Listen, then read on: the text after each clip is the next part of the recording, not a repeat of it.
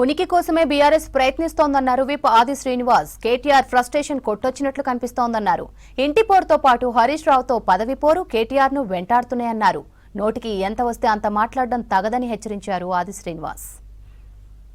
Assembly నడుస్తున్న రోజులు మాట్లాడడానికి ధైర్యం చాలని కేటీఆర్ గారు అసెంబ్లీకి వచ్చి ప్రజా సమస్యలపై చర్చించడానికి వెనుకాడినటువంటి కేటీఆర్ గారు అంటే అసెంబ్లీలో చర్చ వస్తే రేవంత్ రెడ్డి గారి ముందు ధైర్యంగా మాట్లాడలేమని ఈరోజు రోడ్ల వెంట తిరిగేటువంటి కార్యక్రమాన్ని పెట్టుకొని జిల్లాల పేరిట ఓ రకంగా సర్పంచుల సన్మాన కార్యక్రమం కూడా అక్కడక్కడ తిరుగుతున్న క్రమంలో కేటీఆర్ కంట్రోల్ తప్పుతున్నట్టుగా కనిపిస్తున్నది.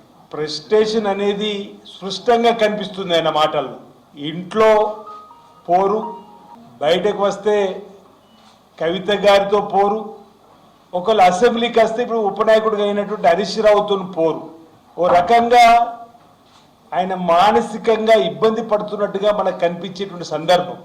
ఆయన ఆలోచన తీరు మార్చుకోవాల్సినటువంటి అవసరం ఉందని చెప్పని అనేక సందర్భాల్లో మీరు చెప్పినప్పటికీ మతి తప్పి మాట్లాడేటువంటి మాటలుగా దుర్భాషలను కూడా ఓ స్థాయిని దాటి హద్దు దాటి మాట్లాడుతున్నట్టు సందర్భంలో నాలుకకు ఎంత వస్తే అంత కేటీఆర్ గారు వెంటనే రాహుల్ గాంధీ గారికి రేవంత్ రెడ్డి గారికి క్షమాపణ చెప్పాలని చెప్పి నేను డిమాండ్ చేస్తా ఉన్నా.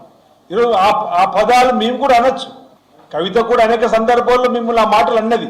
మీ విజ్ఞతకు వదిలేసేటువంటి సందర్భం అనేక సందర్భాల్లో మీరు చెప్పినప్పటికీ స్థాయిని మించి మితిమీరి మాటలు మాట్లాడుతుంటే కాంగ్రెస్ పార్టీ కార్యకర్తలు నాయకులు భవిష్యత్తులో చూస్తూ ఊరుకోరు, జాగ్రత్త అని చెప్పిన మాట సందర్భంగా చెబుతూ కృష్ణా జలాలకు సంబంధించినటువంటి అంశంలో ఎక్కడ మేము శాసనసభ సాక్షిగా శాసనసభ వేదికగా విలన్లుగా మిగిలిపోతున్న భయంతో ఈరోజు రాకుండా బయట ఓవైపు అసెంబ్లీ నడుస్తుంటే ఎవరైనా శాసనసభకు ఎంపికైన అసెంబ్లీగా చర్చలు చెప్తారు, కానీ బీఆర్ఎస్ భవన్లో జిల్లాల బాట పడతారా అండి?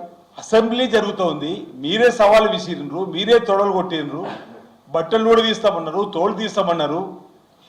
ఎందుకు మీరు శాసనసభ నడిపిన సందర్భంలో శాసనసభకు వచ్చి ప్రజల పక్షాన్ని నిలబడి మీరు మాట్లాడలేరు? వాటికి ముందు సమాధానం చెప్పండి. ఈరోజు జూరాల నుంచి శ్రీశైలం ఎందుకు మార్చిండ్రు అనే దానికి సమాధానం చెప్పండి. 90 టీఎంసీల నీరుకు సంబంధించిన ప్రాజెక్ట్ అంశంలో మీరు 40 టీఎంసీలు చాలన్నారు, మీరు 40 టీఎంసీ చాలని చెప్పండి ఓ దుష్ప్రచారం చేసిండ్రే.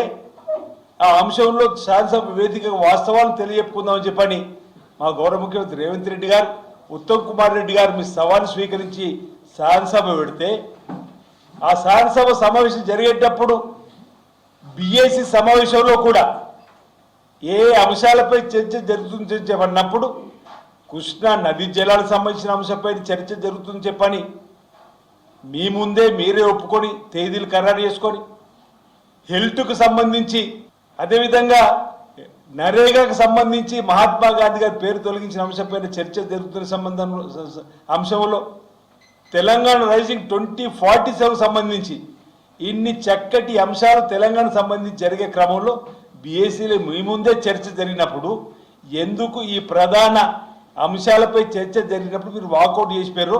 తెలంగాణ సమాజం చెప్పండి.